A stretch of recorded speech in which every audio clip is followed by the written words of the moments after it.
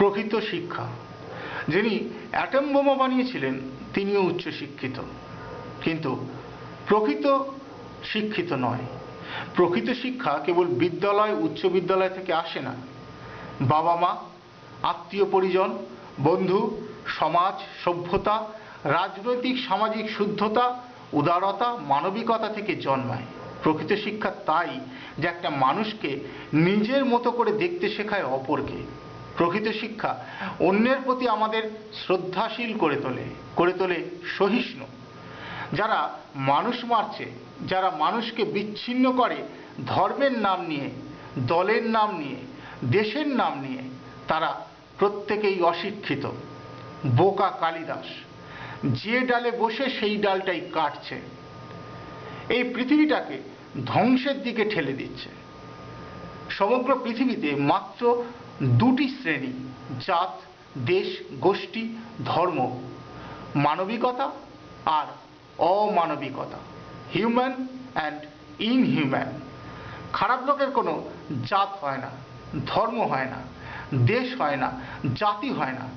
তাই যখন বিশেষ কোনো সম্প্রদায়ের নাম করে বা বিশেষ কোনো সম্প্রদায়ের মানুষগুলিকেই খারাপ বলে চিহ্নিত করা হয়, বুঝতে বাকি থাকে না চিহ্নিতকারীর স্বার্থ আছে। বাংলাকে বারবার বিভাজন করা হয়েছে। আজকের ডিজিটাল মিডিয়ার দৌলতে সব বিভাজন অগ্রাহ্য করে দুই বাংলার মানুষ মিলিত হচ্ছে। স্বাভাবিকভাবে গাত্রদাহ হচ্ছে কুচক্রীদের, নিয়ন্ত্রণ করার চেষ্টা চলছে, কুপ্রচার চলছে। এদের বানচাল করতে উত্তর দিতে হবে আমাদের। আমার প্রত্যেকটি ভারতীয়, বাংলাদেশি, প্রবাসী বন্ধু, ভাই ও বোনেরা, আসুন আজ উত্তর দেবার সময় হয়েছে। মুখ খুলুন, ভয় পাবেন না, রুখে দাঁড়ান, প্রতিবাদ করুন। অলক্ষ্যে বসে কেউ কেউ তোমায় আমায় লড়িয়ে ফয়দা তুলছে। পণ্যের বাজারে, ক্রিকেটের মাঠে, ভোট বাক্সে, আর আমরা বোকা পাঁঠার মতো লড়ছি। সোশ্যাল মিডিয়ায় সামান্য একটা ফটোশপ যে একটা বাচ্চা ছেলে বানাতে পারে, তাই দেখে রেড়ে করে উঠছি। প্রকৃত শিক্ষার ঠিকানা হচ্ছে আমাদের জীবন যাপন।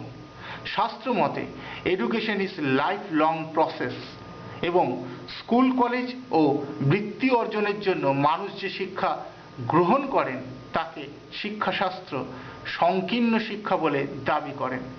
আর আমরা এই সংকীর্ণ শিক্ষায় বলীয়ান হয়ে যারা নিজেদের শিক্ষিত মনে করছি, আসলে অশিক্ষার পরিচয় দিচ্ছি।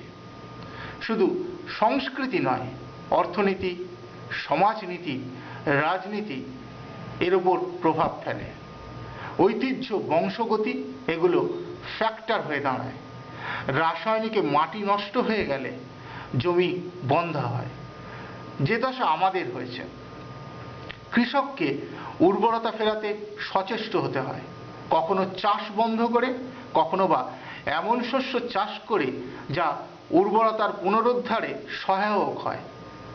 সংস্কারের নাম করে গোঁড়ামি ঢুকিয়ে দেবার চেষ্টা চলছে, যেটা লালন করলে ফল ধরবে বটে, তবে পোকায় খাওয়া।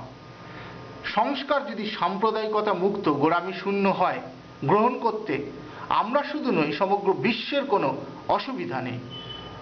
আবার প্রবল যুক্তিবাদীদের দেখছি যেভাবে মুক্ত মন প্রকাশ করতে গিয়ে, সংস্কার শূন্যতা ব্যক্ত করতে গিয়ে গোঁড়ামি মুক্তির নাম দিয়ে বসেছে মানুষের সমগ্র ধার্মিক আধ্যাত্মিক চেতনাকে পদাঘাত করা।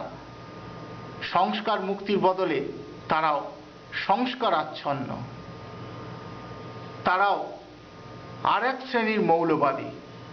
বিজ্ঞান আর দর্শন একে অপরের পরিপূরক।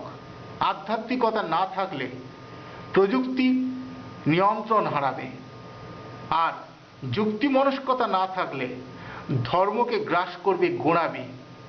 এক্সট্রিমলি তাই কোনোটাই ঠিক নয়। দরকার সমতা। ক্রিয়া এবং প্রতিক্রিয়া দুটোই সমান ও বিপরীতমুখী।